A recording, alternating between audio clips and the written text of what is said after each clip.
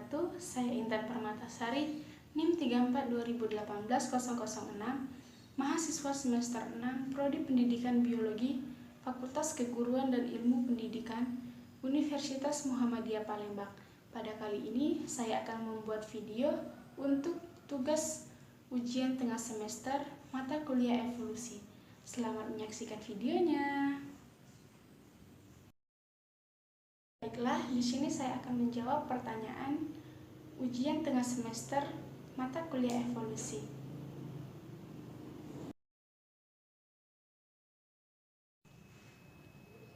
Pertanyaannya pertama yaitu berikan contoh bukti evolusi, anatomi perbandingan, embriologi perbandingan, biologi molekuler pada masa lalu dan masa sekarang. Nah, jawabannya yaitu anatomi perbandingan perwarisan dengan modifikasi. Dengan jelas terlihat kemiripan anatomi antar spesies yang dikelompokkan dalam takson yang sama. Contoh elemen kerangka yang sama menyusun tungkai depan manusia, kucing, paus, kelelawar, mamalia lainnya.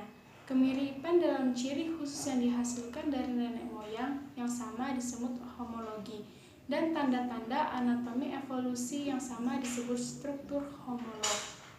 Embriologi perbandingan organisme yang memiliki hubungan kekerabatan yang dekat akan mengalami tahapan yang sama, perkembangan embrionya.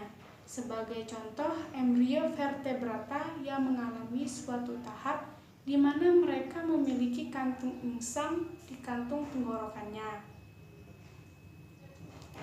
Setiap spesies hewan berasal dari satu zigot. Zigot adalah telur yang sudah dibuahi. Namun, setiap spesies selalu melalui suatu tahap embrio dengan ciri-ciri yang sama.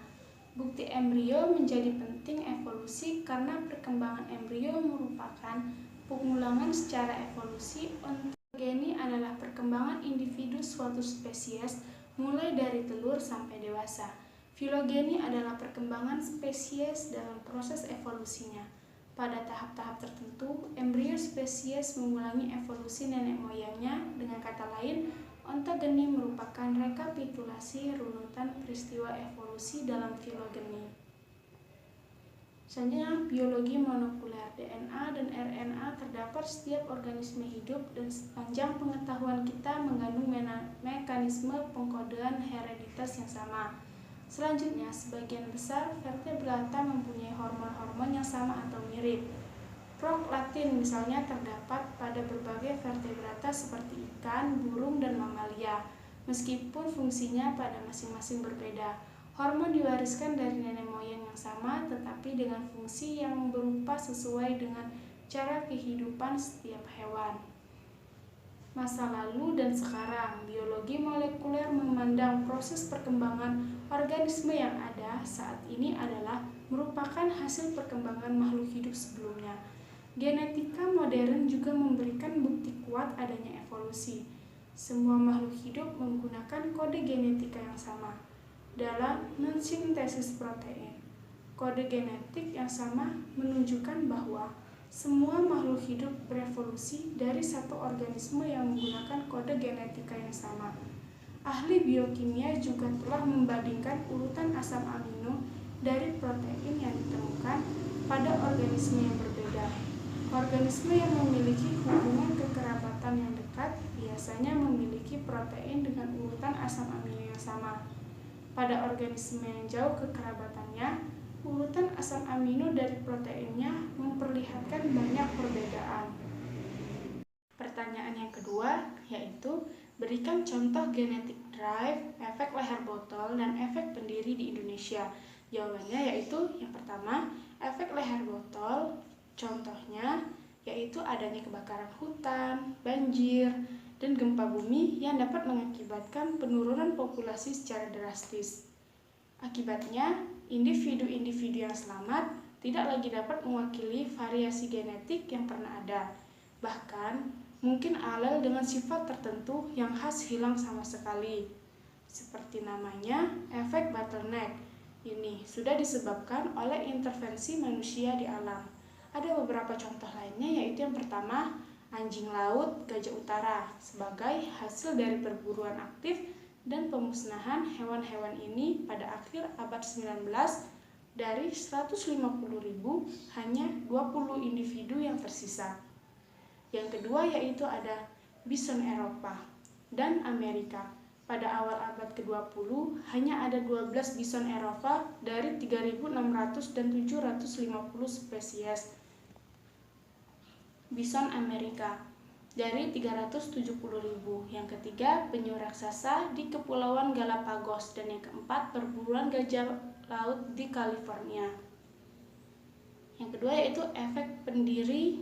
Contohnya yaitu suatu kelompok kecil individu yang menempati habitat baru yang terpencil, yang tidak berpenghuni, tidak akan mewakili keanekaragaman genetik dari populasi asal yang ditinggalkannya. Keanekaragaman yang dibawa oleh kelompok kecil tersebut akan menentukan komposisi genetik populasi yang terbentuk, sehingga sering dikatakan bahwa pada daerah-daerah tertentu terdapat spesies endemik hanya terdapat di daerah tersebut. Nah, contoh dari efek pendiri ini yaitu jika populasi kecil memisahkan diri dari populasi yang lebih besar untuk menjaga sebuah pulau. Misalnya, efek pendiri dapat terjadi jika beberapa penjajah adalah pembawa atau resesif homozigot. Prevalensi alel resesif bisa sangat drastis pada populasi kecil versus populasi individu yang lebih besar. Sementara pergerakan populasi manusia dapat memberikan contoh efek pendiri. Efeknya tidak terbatas pada manusia. Ini dapat terjadi pada hewan atau tumbuhan juga setiap kali populasi kecil memisahkan diri dari populasi yang lebih besar. Pertanyaan yang ketiga yaitu berikan contoh mutasi yang Anda temui di kehidupan sehari-hari. Jawabannya yaitu mutasi merupakan perubahan dalam susunan DNA suatu organisme. Perubahan susunan DNA yang terjadi pada gamet akan merubah gen pol populasi dengan menggantinya dengan alel yang telah mengalami mutasi. Pada tumbuhan, mutasi bisa dilihat dari perbedaan bentuk, warna, atau penampilan pohon atau buah. Penampilan tanaman yang berbeda dari varian spesiesnya menunjukkan adanya mutasi, misal mutasi yang disebabkan perubahan warna bunga putih yang disebabkan oleh alel A kecil menjadi alel dominan A besar. Yang berwarna merah akan menyebabkan penurunan frekuensi alel A kecil menurun dan meningkatkan frekuensi alel A besar. Nah, salah satu contoh mutasi yang dapat kita temukan dalam kehidupan sehari-hari adalah Down syndrome yang biasa terjadi pada manusia, yang dimana Down syndrome adalah kelainan genetik yang disebabkan ketika pembelahan sel menghasilkan bahan genetik tambahan dari kromosom 21. Sindrom Down ini menyebabkan penampilan wajah yang khas, cacat intelektual, keterlambatan perkembangan, dan dapat terkait dengan tiroid atau penyakit jantung. Sindrom ini telah dialami oleh lebih dari 150.000 kasus per tahun di Indonesia. Pertanyaan yang terakhir yaitu, apa yang kalian ketahui tentang isolasi reproduktif prezigot dan postzigot? Berikan contohnya juga yang kalian temui di kehidupan sehari-hari, bisa di manusia, hewan, atau tumbuhan. Jawabannya itu terdapat beberapa cara isolasi reproduksi yang dapat terjadi, yaitu isolasi prazigot dan isolasi postzigot.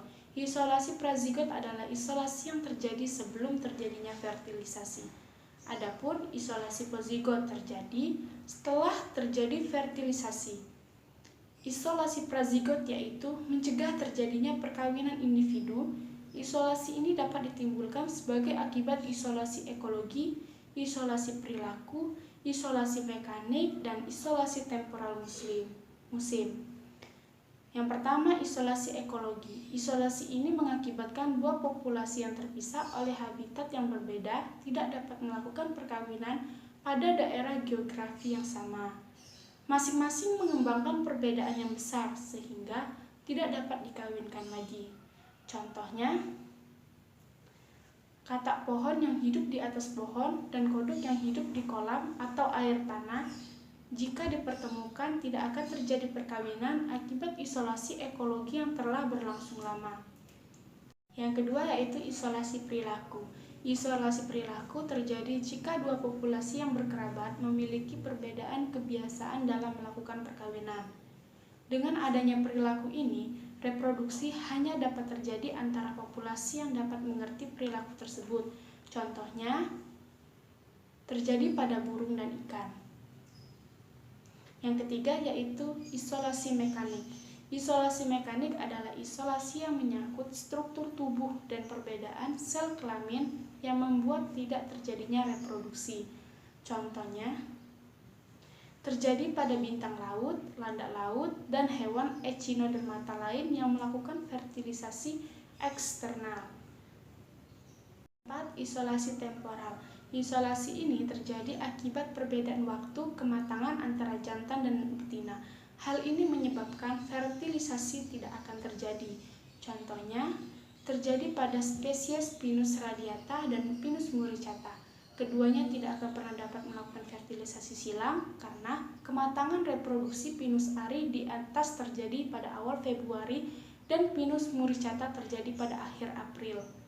Selanjutnya, isolasi pozigot, yaitu mencegah terjadinya perkembangan atau reproduksi individu hibrid yang telah dihasilkan.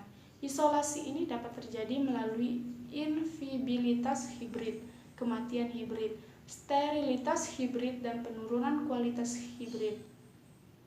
Yang pertama, inviabilitas dan sterilitas hibrid. Ketika dua individu dari spesies yang berbeda dapat melakukan perkawinan, individu hasil persilangan hibrid dapat terbentuk. Namun, biasanya hibrid tersebut mati sebelum dapat melakukan reproduksi, atau hibrid yang dihasilkan mandul. Sterilitas hibrid. Kedua kondisi ini berfungsi sebagai mekanisme isolasi pozigot, mencegah aliran gen antar spesies. Hibrid steril dapat dihasilkan dari perkawinan antara kuda dan kedelai, itik dan entok, serta banyak contoh lainnya. Yang kedua yaitu penurunan kualitas hibrid. Terkadang generasi pertama dari perkawinan antar spesies dapat menghasilkan hibrid yang sehat dan fertil. Namun ketika sesama hibrid tersebut dikawinkan, sesamanya atau dengan populasi induknya, maka akan menghasilkan keturunan yang lemah atau steril. Contohnya, perkawinan antar spesies kapas yang menghasilkan hibrid fertil, akan tetapi keturunan generasi selanjutnya akan mati karena tumbuh menjadi tanaman yang lemah. Sekian video dari saya, jangan lupa like, comment, and subscribe. Wassalamualaikum warahmatullahi wabarakatuh.